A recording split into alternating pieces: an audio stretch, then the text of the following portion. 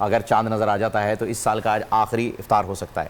اگر ایسا ہوا تو کل سے پھر ہم روٹین پر ایک ہفتے تک تو ہم فجر بھی پڑھنے کے لیے چلے جائیں گے، اس کے بعد پھر ظہر میں، عصر میں، پھر مغرب میں، پھر عشاء میں تعداد کم سے کم ہوتی رہے گی جیسے جیسے مہینے بڑھتے رہیں گے۔ ایسا ہوتا ہے اور بڑی افسوس کی بات ہے کہ ایسا کیوں ہوتا ہے۔ خیر اسی پر ہم نے آج علماء کرام سے بات کرنی ہے کہ جب رمضان آتا ہے تو مسجد میں کھڑے رہنے تک کی جگہ نہیں ہوتی ہے۔ الحمدللہ اتنے لوگ آتے ہیں عبادت کے لیے، تراویوں میں اتنے لوگ ہوتے ہیں، تاکراتوں میں اتنے لوگ ہوتے ہیں کہ باہر صفیں جو ہیں وہ بچھائی جاتی ہیں۔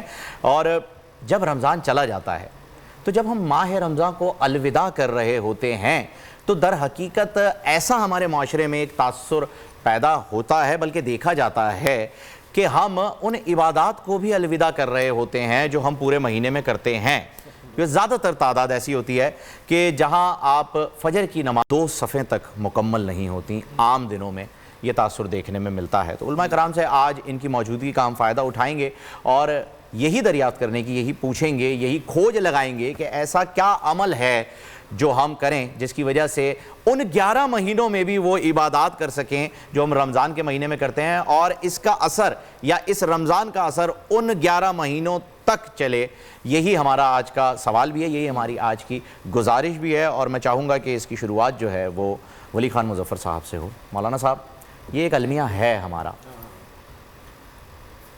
یہ تو خیر رمضان المبارک کا جو مہینہ ہے یہ برکتوں والا ہے، اور اللہ رب العزت چونکہ حکیم اور علیم ذات ہیں، انہوں نے اسی لیے پورے سال میں اس پورے مہینے کا کورس رکھا ہے۔ یہ ایک مدرسہ ہے، زمانی مدرسہ ہے۔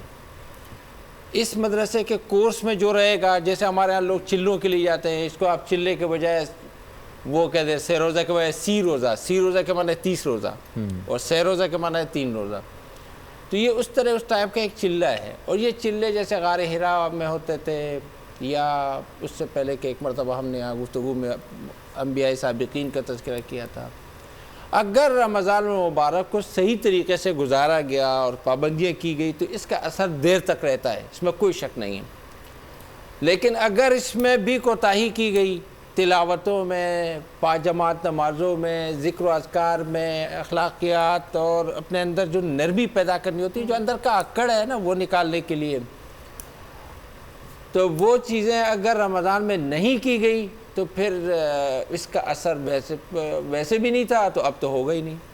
لیکن اب تو وقت گزر چکا، اب ایک میرے خیال سے کچھ ہی لمحات سمجھ لیجئے یا ایک دن سمجھ لیجئے، جو بھی ہے اس میں جو ہے صرف توبہ ہی کیا جا سکتا ہے، استغفار ہی کیا جا سکتا ہے۔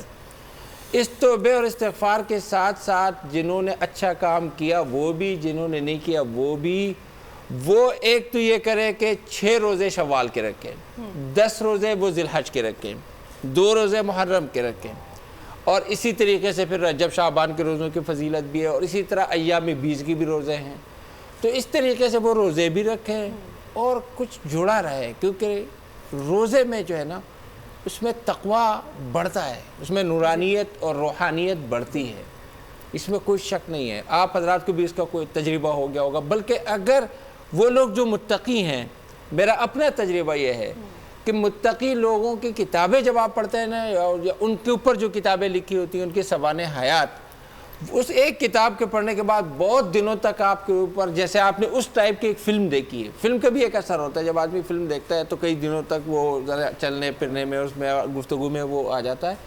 میں نے سعید احمد شہید رحمۃ اللہ علیہ جو تھے، ان کی کتاب ان پر لکھی گئی سعید بادشاہ کے نام سے، آباد شاہ پوری نے لکھی تھی، یہ آج سے 10-20 سال پہلے کی بات ہے۔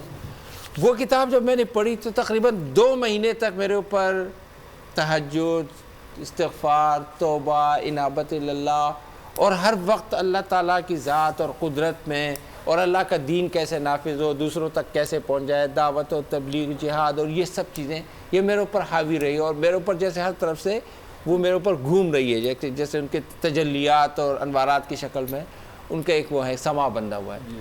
تو اس طرح ہم یہ بھی کریں اور ساتھ ساتھ تلاوت بھی کریں، تو ہم نہ چھوڑیں، ہم عزم کریں کہ ہم نہیں چھوڑیں گے، اور پورے سال تک کچھ نہ کچھ ہم رمضان والا ماحول برقرار رہیں گے تو انشاءاللہ ہو کرتے جائے رہیں گا۔ گے۔ پرنور سحر اور ذکر خدا، نبیوں کی مدح سرائی.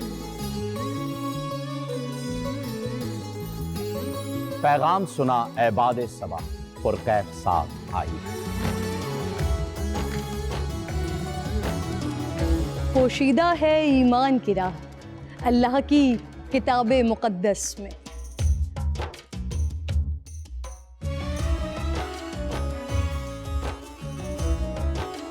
بس غور و فکر کا در ہے کھلا حکمت سے سجی اس محفل میں.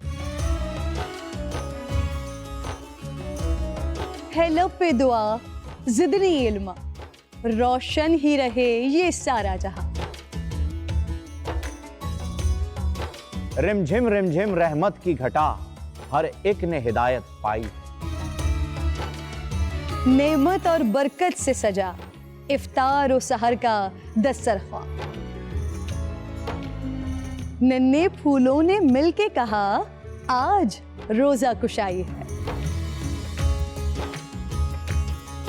رمضان المبارک کی خصوصی نشریات رمضان میں بول.